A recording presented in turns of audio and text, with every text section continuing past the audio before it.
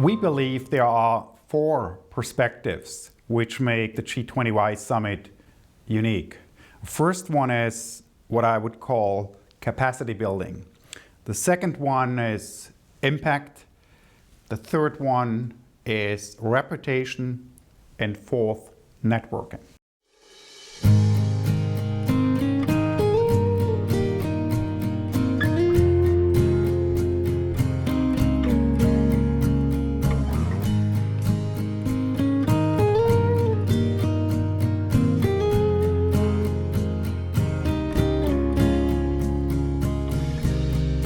When it comes to the networking aspect, we believe that the G20Y has certainly a very specific task and role to play. And the reason for that is that the participants of the G20Y Summit are highly advanced and talented C-level executives that are in the age group of 30 to 50 years that will be the decision makers and leaders of their companies in the next years to come. So by participating in this event, they can get to know their peers in their own industry sectors as well as different industry sectors, and can therefore build a very strong network that will further help and advance them in the career goals in the years to come.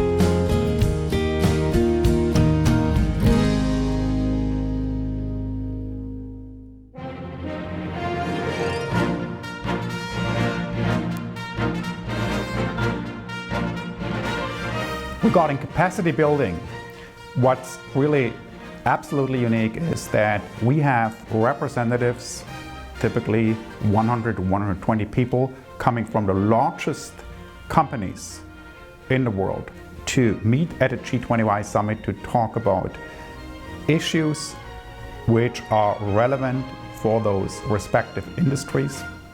And they are conducting those sessions in specific working groups organized by committees.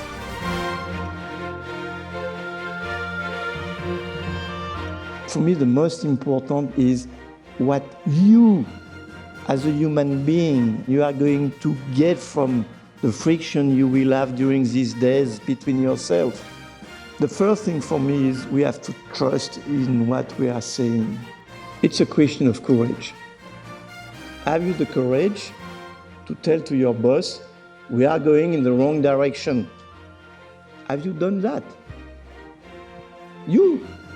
What do you want to do with your company within the next 10 years?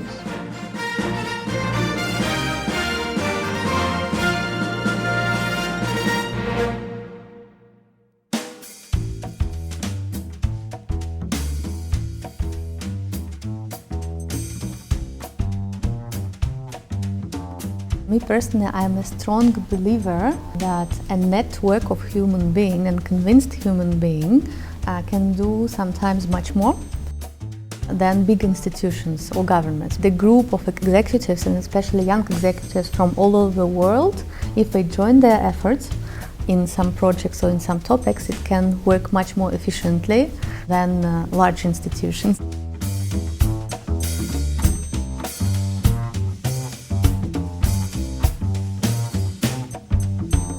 Technology moves, as we feel, very quickly.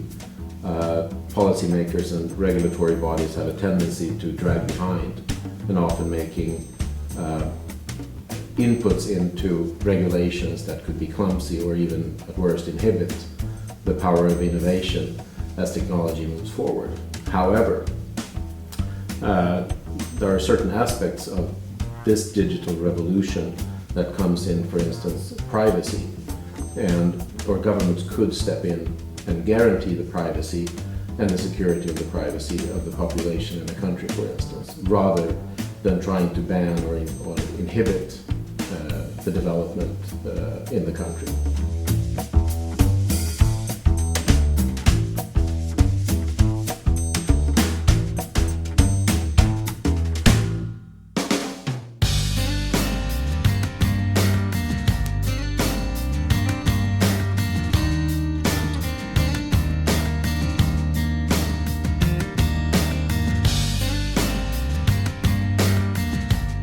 We started originally having one single global financial institutions committee. And then we made a decision to split that up into banking and insurance. And I think the third logical subcommittee would be everything I call it alternative investments. Being involved in the G20Y Summit was an opportunity to really bring together the passion that I have around insurance and how insurance actually supports the economy, supports our society, supports business. How do we come together as an industry and bring an opinion from young leaders who have to continue to lead forward within the economy and within the insurance industry?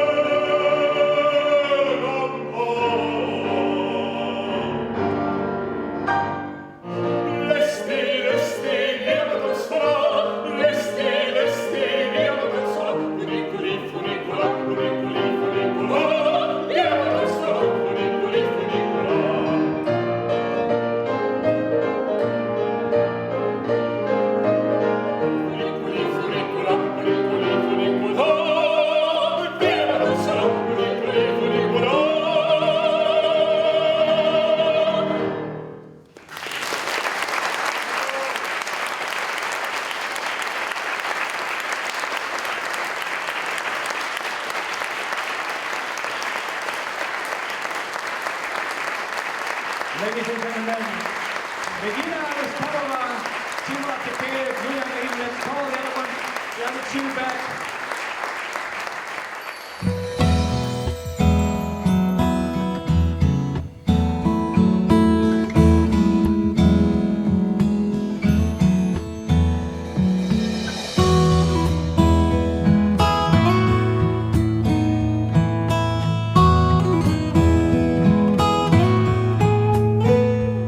We have seen a very important evolution in the agenda.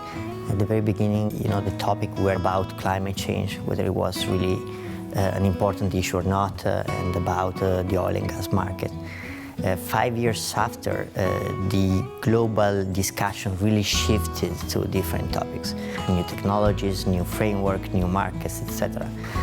Access to market, access to those 1.3 billion people without electricity, market structure, and how to have more efficient processes. It's really an evolution of the discussion we are having.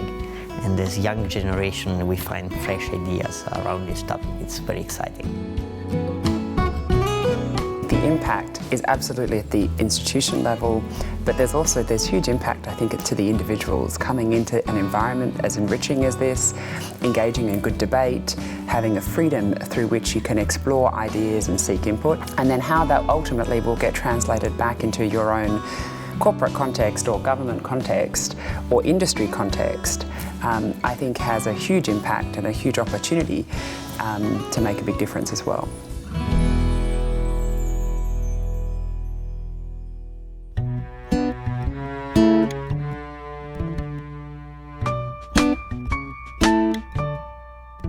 We're discussing around global demographic shift or development that we call.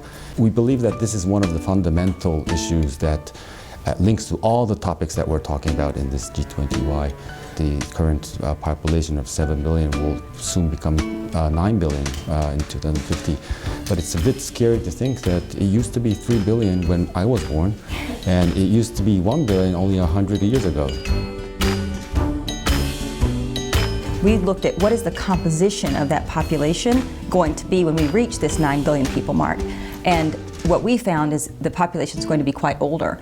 And that's where we chose to really focus our efforts, is what happens with an aging population and how does that impact social systems, national resources, how does it impact talent?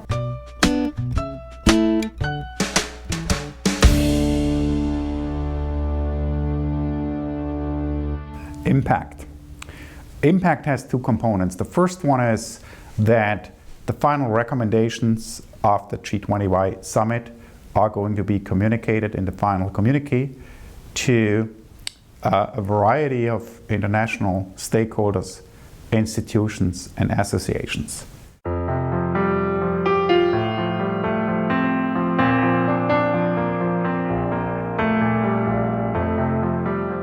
The second component of impact is that every G20Y summit committee has a direct link to an international organization or association to which the output and outcome of the committee discussions have relevance, and those institutions can benefit directly from on-the-ground experience of the G20Y summit committees. And the entire impact process will build 7 very powerful teams designing our world. And you will design our world. But the most important for me is you are in a position to impact. The only thing is you want to impact the world organizations. No, start to impact around you. You have responsibility, you have teams around you, you have a decision to take. So first of all, be sure you respect what you discuss here.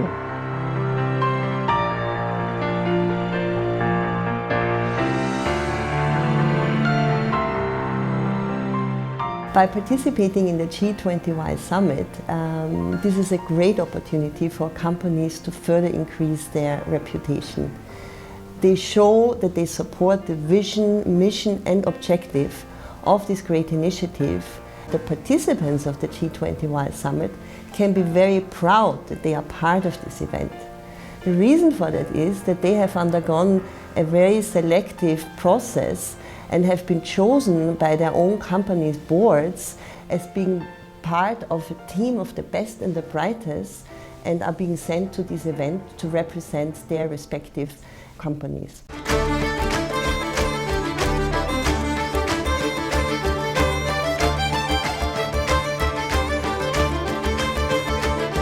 Just in 10 years perspective, half of the jobs existing will not be relevant anymore. Not only because of the professions going to some digitalization and innovation, but also because of the new generations of people coming to the working scene who would like to have more creative jobs. And then it's also a kind of response. What type of jobs do we want to create? And creating jobs topic, it's not only about brains or techniques, HR techniques, but it's much about people, about your feelings, about your understanding of life. And if you're connected, you can create the best recommendations. The commitment I made within the group is the results of this discussion. Those will be forwarded to our members. We will take that into account into the discussions. I don't think there is one person or one company that can make the difference. The difference can only be made if we address the topic globally.